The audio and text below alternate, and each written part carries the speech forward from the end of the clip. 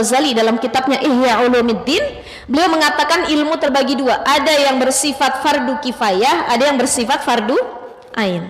Saya pengen nanya sama ibu-ibu, kita sudah tahu bedanya fardu kifayah dengan fardu ain? Tahu? Tahu? Ini kalau belajar fikih pasti paham. Fardu itu sama dengan wajib. Sholat fardu 5 waktu, sholat wajib bukan?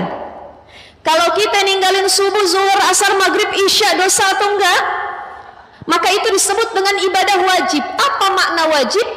Mayusabu fa'iluhu wa yu'aqabu tarikuhu, dikerjakan berpahala, ditinggalin dia dosa. Sholat kita tinggalin dosa, itu yang disebut dengan wajib. Wajib sama dengan fardu. Maka fardu ada fardu kifayah, ada fardu ain. Fardu ain ini adalah kewajiban bagi setiap orang. Contoh, kalau saya nggak sholat saya dosa, nggak bisa sholat saya diwakili nama orang. Tapi kalau fardu kifayah akan berdosa jika dalam satu kampung, satu komunitas, satu daerah, satu keluarga tidak ada yang memperdalam ilmu tersebut. Itu baru berdosa. Contoh, kepengurusan mayit, jenazah, betul ya? Kitabu jenazah, itu kalau dalam fikih ada bab tentang kepengurusan jenazah. Dalam satu kampung mesti ada yang bisa jadi amil. Ini dari Masjid Al-Azhar Syarif ada kan ya? Amil perempuan maupun laki-laki. Yang dia bisa mandiin mayit, bisa ngafanin, ya, kemudian bisa mendandanin dan lain sebagainya sampai rapi tuh, pakai kain kafan, itu ada amilnya. Kalau dalam satu kampung, satu daerah nggak ada yang bisa mengurus mayit, berdosa satu kampung. Itu hukumnya fardu kifayah, mengurus mayit. Apalagi belajar ilmu. Ini ilmu yang masuk dalam kategori fardu kifayah. Ilmu tafsir, ilmu hadis, ilmu tajwid, itu tajwid, ya. Baca Quran itu kewajiban kita masing-masing individu. Tapi memperbaiki bacaan Quran memang diharuskan.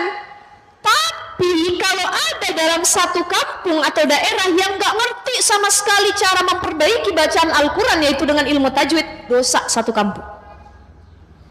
Oh, di kampung ini ada guru tajwid berapa orang, yang paham tajwid berapa puluh orang, selebihnya nggak paham, walaupun udah belajar nggak paham.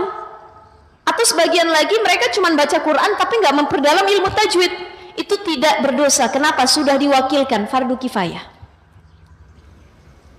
Tapi ada ilmu, ya, ini saya rangkum dari penuturan Syekh Zainuddin Al-Malibari. Beliau mengatakan ada 3 ilmu yang wajib dipelajari dan ini jadi fardu ain buat diri kita sendiri. Kalau tadi fardu kifayah, orang udah bisa, kita nggak bisa, nggak apa-apa, yang penting ada yang bisa. Kayak ngurus jenazah, nggak semua orang harus bisa, ada yang bisa, kita gugur kewajiban kita, ya. Apa itu? Kata Syekh Zainuddin Al-Malibari, pertama adalah ilmu yang wajib kita pelajari, ilmu fikih. Ilmu fikih yang mengajarkan tata cara ibadah sehari-hari. Saya jadi teringat ada satu makam yang didatangin sama Rasul.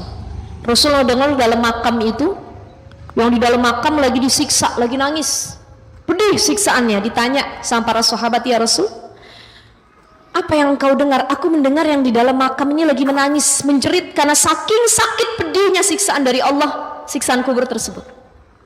Apa yang dilakukan wahai Rasul oleh orang yang ada dalam kubur tersebut? Dosa apa yang pernah dia lakukan selama di dunia? Rasul mengatakan, kana la yastatiru minal bauli. Orang yang ada dalam kubur ini dia disiksa sama Allah dengan siksaan kubur karena sebab selama hidupnya dia tidak benar dan bersih dalam perkara cebok atau istinja. Jadi hati-hati Bu, ini jadi reminder buat kita semua. Gara-gara perkara istinja, cebok yang gak bersih, itu bisa jadi azab dan siksaan dalam kubur. Kata Rasul, disampaikan dalam hadis tersebut. Maka kenapa kalau kita belajar kitab fikih, baik dari kitab fikih yang paling tingkatannya rendah, kecil, ada Durusul Fikih, Safinatun Najah, naik Fathul Qari, Fathul Mu'in dan lain sebagainya, itu pasti pembahasan pertama yang ada dalam kitab fikih adalah kitabut thaharah, bahasan tentang bersuci. Betul nggak Bu? Betul nggak? Kalau kita ngaji pasti awalnya kitab thaharah, bersuci. Bagaimana hukum air, bagaimana tata cara wudu, bagaimana tata cara mandi wajib, ya, betul ya? Kenapa bab thaharah yang berada paling awal di pembahasan fikih? Karena ibadah apapun gak sah kalau thaharah atau bersucinya gak benar. Mau sholat kudu suci dari hadas besar, hadas kecil, dari najis, mughalazo, mukhafafah, mutawassithah, betul gak? Betul ya Bu ya? Harus bersih. Orang lagi haid nggak boleh sholat, orang lagi junub nggak boleh sholat, harus ada mandi besar, mandi junub terlebih dahulu. Tuh dipelajari dalam kitab fikih thaharah. Oh ustazah, tapi saya nggak suka belajar fikih, saya lebih suka belajar tafsir. Ya boleh, monggo silahkan. Ya, tapi kalau tafsir tidak menjadi fardu ain. Ada orang, mohon maaf punten sekali, ada orang belajar tafsir. Dia baru hijrah, tiba-tiba langsung belajar tafsir. Quran bacanya belum benar, ilmu tajwidnya belum ngerti, ya, makna Qurannya dia nggak paham, ilmu alat nahwu shorof yang nggak tahu, tiba-tiba langsung belajar tafsir. Boleh nggak? Boleh saja, tapi harus ada step by stepnya. Jangan langsung belajar tafsir, perdalam dulu tajwidnya, perdalam dulu bacaannya, pemahamannya, ya, amalkan juga, baru kita perdalam sambil dengan tafsir. Tapi kalau ilmu fikih, ini ilmu yang wajib ibu-ibu sekalian. Ibu-ibu tahu bagaimana tata cara wudhu, bagaimana tata cara mandi wajib dari ilmu apa? Fikih. Sekarang rukun wudhu ada berapa ibu-ibu? Rukun wudhu ada berapa? 6. 1, niat. Yang kedua, kita ulang sedikit. Yang kedua, membasuh muka. Yang ketiga, membasuh tangan sampai sikut. Yang keempat, membasuh sebagian kepala. Yang kelima, membasuh kaki sampai mata kaki. Yang keenam, tartib rukun wudhu 6. Selebihnya sunnah wudhu. Tuh, gara-gara ilmu yang kita pelajarin kita tahu. Ada orang viral ditanya rukun wudhu, dia nggak tahu, padahal katanya pesantren bertahun-tahun. Ini yang paling dasar dalam bab thaharah. Apa rukun mandi wajib? Ada 2. Rukun mandi wajib ada 2. Yang pertama niat, yang kedua meratakan air ke seluruh tubuh. Tuh 2 rukun mandi wajib. Dari mana kita belajar? Ilmu fikih. Maka penting memperdalam ilmu fikih. Yang lain juga penting, tapi hukumnya fardu kifayah. Kalau fikih kita nggak paham, gimana kita mau memperbaiki kualitas ibadah kita? Sholat, puasa, umroh, haji, dan lain sebagainya, itu dalam fikih dijelaskan. Ya, maka orang ini ada dalam bait kitab Zubat, ibu-ibu sekalian. Wa kullu man bi ghairi ilmi ya'malu a'maluhu mardudatun la tuqbalu. Itu sering banget tuh kita dengar tuh nazam itu. Setiap orang, wa kullu man bi ghairi ilmi ya'malu a'maluhu mardudatun la tuqbalu. Dia beramal tapi nggak ada ilmunya, maka amalnya nggak diterima. A'maluhu mardudatun, tertolak, la tuqbalu, nggak diterima. Udah tertolak nggak diterima, belum sempat ngajuin udah tertolak, gimana mau diterima tuh? Kalau ibaratnya kita ngajuin CV.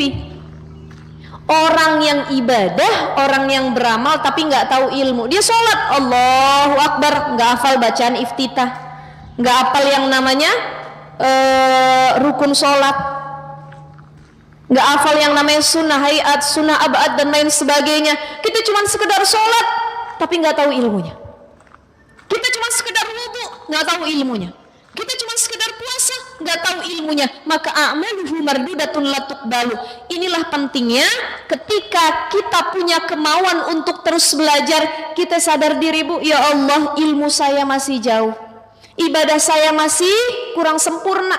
Maka untuk menyempurnakan ibadah dan kehidupan saya sehari-hari, saya akan terus belajar sampai titik darah penghabisan.